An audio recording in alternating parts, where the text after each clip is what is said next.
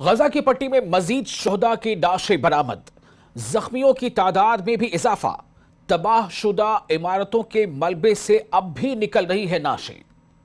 काबिज इसराइली फौज की जनूबी शाम में भी दरअंदाजी। दोस्तों, मैं हूं आपका मेजबान विसाल आजम और आप देख रहे हैं न्यूज 18 का सोशल मीडिया प्लेटफॉर्म। गजा में वजारत सेहत ने काबिज इसराइल की जारी सफाकियत और जारहियत के नतीजे में जो वहां पर लोगों की मौतें हुई हैं, अब भी जैसा कि गजा के लोग कह रहे हैं कि अब भी जख्मियों के साथ साथ जख्मियों की तो काफ़ी बड़ी तादाद वहां पर हो चुकी है, लेकिन उनका यह कहना है कि अब भी मलबे से दबी कई शोहदा की लाशें निकल रही हैं और ये जो आदाद और शुमार उनमें लगातार इजाफा होता जा रहा है। साथ ही आपको बता दें कि इस अमर की भी तस्दीक की गई है कि अब भी बड़ी तादाद में अफराद मलबे तले और सड़कों पर फंसे हुए हैं। काफ़ी ऐसे अफराद हैं जो मलबे में फंसे हुए हैं। हो सकता है कि उनकी जानें जा चुकी हों या हालिया जो सीज फायर के दौरान भी जो इसराइल की तरफ से हमले हुए हैं, एयर स्ट्राइक्स हुई है, उसकी वजह से वो उन मलबों में दबे हैं और हो सकता है कि वो अभी जिंदा भी हों। चूंकि हंगामी तिब्बी यानी मेडिकल टीमें और सिविल डिफेंस के अमले की रसाई वहां तक मुमकिन नहीं हो सकी है जहां पर वो मलबा पड़ा है। वजारत सेहत ने अपने रोजाना शुमारियाती रिपोर्ट में, जो रिपोर्ट हर दिन वजारत सेहत फ़लस्तीन की वजारत सेहत जो देती है, उसमें इस बात का जिक्र किया है कि गुज़िश्ता 48 घंटों के दौरान गजा के अस्पतालों ने 3 नए शोहदा को वसूल किया। अब आप सोच लें, मलबों से अब भी लाशें निकाली जा रही हैं, अब भी लाशें वहां पाई जा रही हैं। चूंकि क्या हुआ था कि जब इसराइल ने लगातार हमले किए थे, उस दौरान इसराइल एक बार जैसे कोई किसी इमारत पर हमला हो गया, कुछ देर के बाद वहां पर मेडिकल टीम पहुंची और उन्होंने रेस्क्यू ऑपरेशन चलाना शुरू किया। इसी दौरान फिर हमले हो जाते थे, तो जो रेस्क्यू टीम पहुंचती थी उनकी भी वो बेचारे फंस जाते थे, वो भी उनकी मौतें हो जाती थी। तो कई बार ऐसे हालात पैदा हो गए कि इंसान वहां पर जो लोग हैं वो जानते बूझते हुए भी और चाहते हुए भी वो मलबे के करीब नहीं जा सकते थे, क्योंकि हर पल उन्हें खतरा होता था कि कभी भी दोबारा हमला हो सकता है।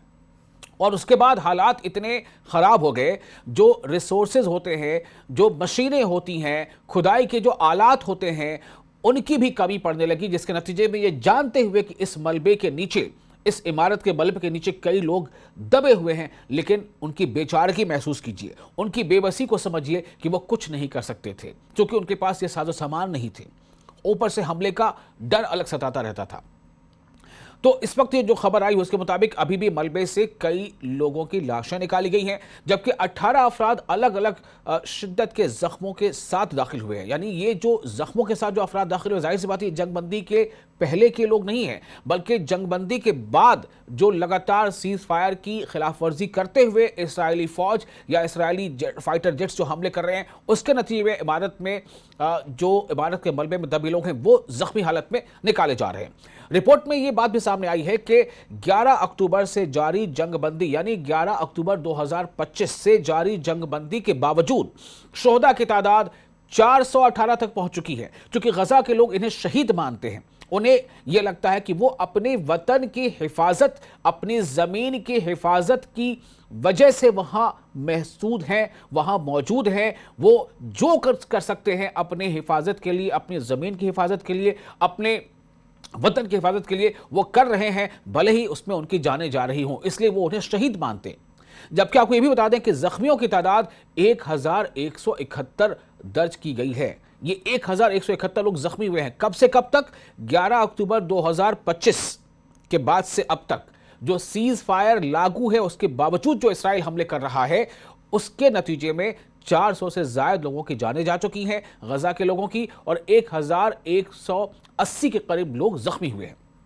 इसके साथ अब तक 684 जो शोहदा हैं, मैं बार बार कह रहा हूं कि जो इस पूरी कोशिश में के दौरान जो लोग वहां जिनकी जानें जा रही हैं, उनको गजा के लोग शहीद के मानते हैं। तो जैसे कहते हैं ना, कोई फ्रीडम फाइटर होता है, अपनी ज़मीन, अपने मुल्क की आज़ादी के लिए जो लड़ाई लड़ता है, या जो अपनी मुल्क की लड़ाई के लिए जो जद्दोजहद करता है, आज़ादी के लिए जद्दोजहद करता है, उसे फ्रीडम फाइटर कहते हैं, तो शोहदा शहीद कहते हैं। तो 684 शोहदा को मलबे तले या मुख्तलिफ इलाकों से निकाला जा चुका है। ये कब से कब तक की बात है? ये सीज फायर लागू उसके बाद इतने लोगों को मलबे से निकाला जा चुका है अब तक। अब आप सोचें, न जाने कितने सैकड़ों लोग मलबे के नीचे अभी दबे होंगे, क्योंकि कई इमारतें जो ऊंची ऊंची इमारतें थीं, 10 मंजिला इमारतें, 12 मंजिला इमारतें, 8 मंजिला इमारतें, वो इमारतें जब ज़मींबोस हुई हैं तो जाहिर सी बात है उसका मलबा कितना ज़्यादा रहा होगा। उस मलबे के नीचे जो लोग दब गए, कई लोगों की जानें चली गई, और कुछ ऐसे हैं जो सीज़ फायर के दौरान के हमले के दौरान जो इमारतें ज़मींबोस हुई हैं उसमें कुछ अभी भी ज़ख्मी हालत में उस मलबे के नीचे दबे हुए हैं। वजारत सेहत ने इस बात की भी निशानदेही की है कि 7 अक्टूबर 2023 से शुरू होने वाले इस्राएली हमलों के दौरान मजमूई तौर पर 80,000 के करीब फ़लस्तीनी लोग, गजा के लोग शहीद हो गए, उनकी जानें चली गई, और 1,80,000 के आसपास जो है वो जख्मी हुए हैं। ये कब से कब तक? अक्टूबर 2023 से लेकर अब तक, जो कि गजा की हिस्ट्री की, गजा की तारीख की सबसे हौलनाक इंसानी सानहात में शामिल है। वजारत सेहत ने कहा है कि 26 दिसंबर 2025 से 2 जनवरी 2026 तक नए आदाद व शुमार की तस्दीक और इसमें मारे जाने वाले लोगों की कमेटी से मंजूरी के बाद 110 मजीद लोगों की जानिब को जो शहीद हुए हैं उन्हें मजमूई आदाद में शामिल किया गया है। ये फ़लस्तीन की जो वजारत है उसका कहना है। वजारत सेहत ने खबरदार किया है कि काबिज़ इसराइल के मुसलसल बमबारी और महदूद वसाइल, यानी एक तो बमबारी ज़बरदस्त हो रही है और फ़लस्तीनियों के पास, गजा के लोगों के पास बहुत महदूद रिसोर्सेज हैं, बहुत लिमिटेड जो है उनके पास, ये कह लीजिए कि चाराजोई है या मशीनें हैं या लिमिटेड जो है रिसोर्सेज है जिसकी वजह से वो मलबे से अपने लोगों को निकाल सकें। तो महदूद वसाइल की वजह से शहरियों की मुश्किलात में बहुत ज़्यादा बढ़ोतरी हो गई है और इमदादी कार्रवाइयों की नाकामी से इंसानी नुकसान मजीद बढ़ने का खदशा है। चूँकि इसराइल लगातार वैसे तमाम NGOs जो नॉन गवर्नमेंटल ऑर्गेनाइजेशन हैं उन्हें भी वहाँ पर अपने तौर पर वहाँ खिदमत अंजाम देने में, सेवा करने में लोगों की, उससे रोक रहा है। इसराइल रफा क्रॉसिंग में ट्रकों को रोक रहा है, गजा के अंदर दाखिल नहीं होने दिया जा रहा है जितनी दाखिल होनी चाहिए। जिन ट्रकों में गजा के लोगों के लिए खाने पीने के सामान हैं, कंबल हैं, दवाइयाँ हैं, टेंट हैं, ऐसी चीज़ों से वो सामान लदे पड़े हैं। दुनिया के अलग मुल्कों से वहाँ पर सामान पहुँच रहे हैं, लेकिन इसराइल उन्हें उस तादाद में जाने नहीं दे रहा है गजा के अंदर जितनी तादाद में जाने की बात तय हुई थी सीज़ फायर के मुआहिदे में। अब एक और आपको बात बताते हैं, काबिज इसराइली फौज की जनूबी शाम यानी सीरिया में भी दरअंदाजी जारी है। यानी एक तरफ तो आप गजा और फ़लस्तीन में देख रहे हैं ये हालात, काबिज इसराइली फौज की जनूबी शाम यानी सीरिया में भी दरअंदाजी जारी है। काबिज इसराइली फौज ने हफ्ते के रोज़ जनूबी शाम के इलाके अल कनीतरा के देही इलाके में बलदा बेर अजम के दाखिली रास्ते से बलदा बरिका की समत दरअंदाजी की। बलदा मतलब शहर या शहरी इलाका जिसको हम कहते हैं म्यूनसिपल कॉर्पोरेशन का एरिया। शामी बहुत सारी ऐसी एजेंसियां हैं वहां पर सीरिया की, उनके मुताबिक जो खबरें आ रही हैं उसके मुताबिक इसराइली फौज की एक यूनिट जिसमें 8 फौजी गाड़ियां, जिनमें 4 हाईलक्स गाड़ियां और 4 हमर गाड़ी शामिल थी, वो भी अलसुबह जनूबी अल कनीतरा के देही इलाके में वाक़ बलदा बरीका में दाखिल हुई। एजेंसी ने बताया कि 2 हमर और 2 हाईलक्स गाड़ियां यानी कि जो मिलिट्री व्हीकल्स हैं वो बलदा बरीका से कदीम बलदा बरीका की तरफ बढ़ी, ताहम इस दौरान किसी किस्म की चेक पोस्ट वहाँ पर कायम नहीं की गई हैं। तो लगातार आप देखिए कि गजा में भी सीज़ फायर की खिलाफ वर्जी हो रही है, सीज़ फायर का वायलेशन हो रहा है। वहीं दूसरी तरफ सीरिया में भी दरअंदाजी लगातार जारी है इसराइल की।